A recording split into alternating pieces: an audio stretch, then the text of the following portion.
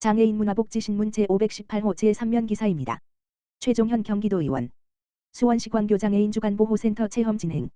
경기도의회 더불어민주당 최종현 대표의원. 수원 7, 은 6일, 금. 경기도의회를 방문한 수원시 광교장애인 주간보호센터 이용자와 박의붕외과 자원봉사단 회원들을 환영하고 힘찬 응원을 보냈다. 수원시 광교장애인 주간보호센터는 장애인에게 문화예술, 스포츠 신체기능 향상, 평생교육 등 다양한 서비스를 통하여 잠재된 능력개발 및 사회적 자립의 기틀을 제공하고 장애인과 그 가족이 지역사회 내에서 행복한 삶을 누릴 수 있도록 주간활동을 돕는 사회복지 시설이다. 수원시 광교장애인 주간보호센터와 박의붕외과 자원봉사단은 지난 23년 마을을 체결하여 각 기관이 보유한 자원과 역량을 바탕으로 장애인식 개선 사업 및 가족 사업을 진행하고 있다.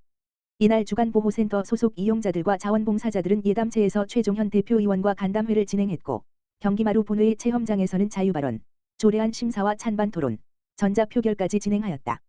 최종현 대표의원은 지역사회에서 장애인을 위해 열심히 자원봉사하시는 분들과 함께 시간을 보내게 돼서 보람있게 생각한다. 의회가 도민을 위한 공간이니만큼 자주 찾아주셔서 현장의 이야기를 전해주시면 장애인 정책 수립과 예산 확보에 큰 도움이 될 수 있다면서 장애인들이 존중받고 자원봉사자들의 땀과 헌신이 인정받을 수 있도록 의회 차원에서 지원을 아끼지 않겠다고 약속했다. 이에 대해 김옥환 자원봉사단 회장은 장애인과 자원봉사자에 대한 깊은 관심과 지원에 감사드린다면서 나눔과 배려가 함께할 때 우리 사회가 더욱 따뜻해질 수 있다. 앞으로도 현장의 목소리가 반영된 정책을 만드는 데 의회가 힘써 달라고 의견을 전했다. 주간보호센터 권미정 원장도 오늘 환대에 감사하다면서 장애인들이 우리 사회의 당당한 일원으로 살아갈 수 있도록 함께 힘과 지혜를 모아내자고 말했다. 이영희 의원, 경기도지체장애인협회, 용인시지회 정기총회 참석. 경기도의회 이영희 의원, 국민의힘, 용인 1, 은 3월 4일 오전 11시 경기도지체장애인협회 용인시지회가 주관한 2026년 정기총회 및 윷놀이대회에 참석해 회원들과 소통하는 시간을 가졌다. 이날 행사는 협회의 2025년도 사업 경과와 결산 보고, 2026년도 운영 계획을 공유하기 위해 마련되었으며 협회 회원 및 가족, 관계자 등이 참석했다. 행사 중 협회 측 일정에 따라 지역 장애인 복지 활동에 참여해 온 인사에 대한 감사패 전달이 있었으며 이영희 의원이 감사패를 받았다.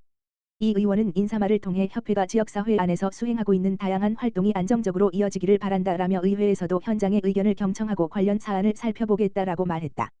이영희 의원은 그간 봉사협회와 함께 나눔 봉사에 참여하며 지역 장애인 편의 증진에 힘써왔다.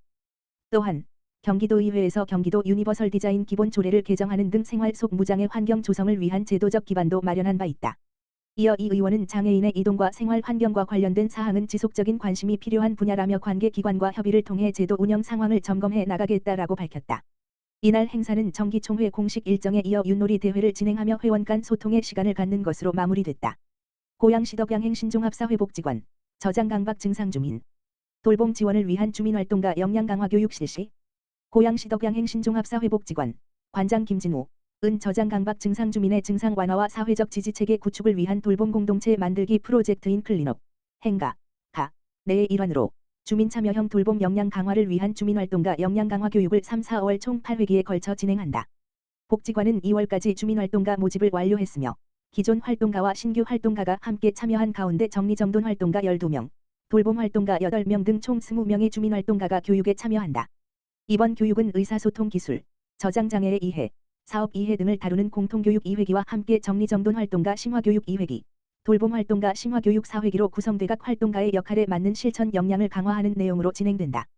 특히 이번 교육과 주민활동가의 활동은 단순히 주민들의 지역 활동 참여를 독려하는 것을 넘어 이웃이 이웃을 돌보는 관계망을 형성해 지역 안에서 저장강박 증상 주민을 함께 발견하고 돌보는 돌봄 공동체를 만들어가는 데 목적이 있다.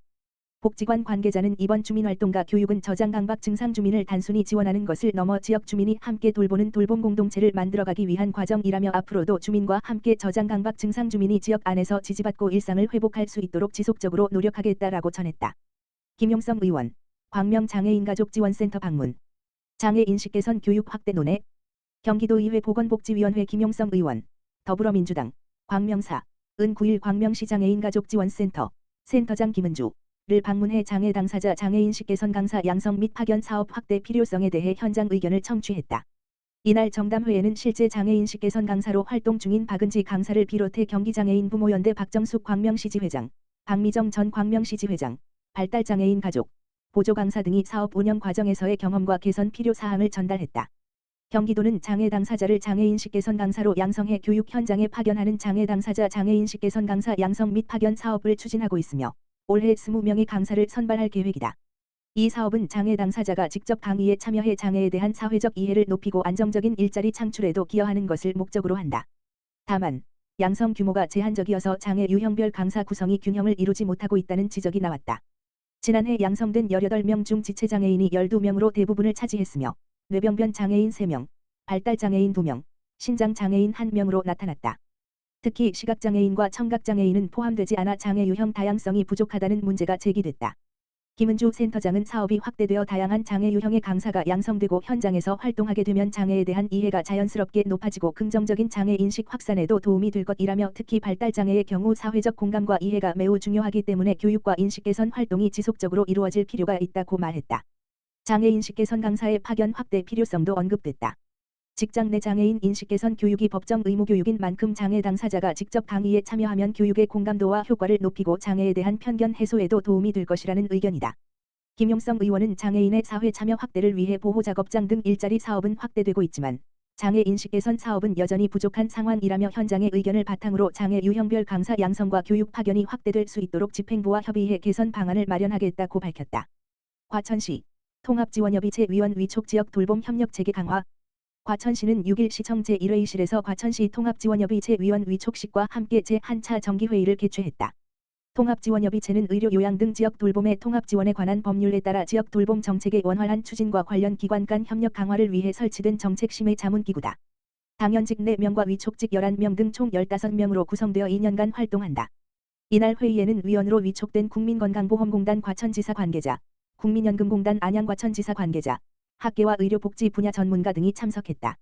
참석자들은 2026년도 통합돌봄 사업 실행계획, 안을 공유하고 지역 돌봄 체계 구축 방향에 대해 논의했다. 과천시는 협의체를 중심으로 의료복지 돌봄 관련 기관 간 협력을 강화하고 시민이 체감할 수 있는 통합돌봄 정책을 단계적으로 추진해 나갈 계획이다. 신계용 과천시장은 돌봄이 필요한 시민이 살던 곳에서 의료 요양 돌봄 등의 서비스를 지원받을 수 있도록 협의체를 중심으로 기관 간 파트너십을 발휘하여 자원 연계를 강화해 나가겠다라고 밝혔다.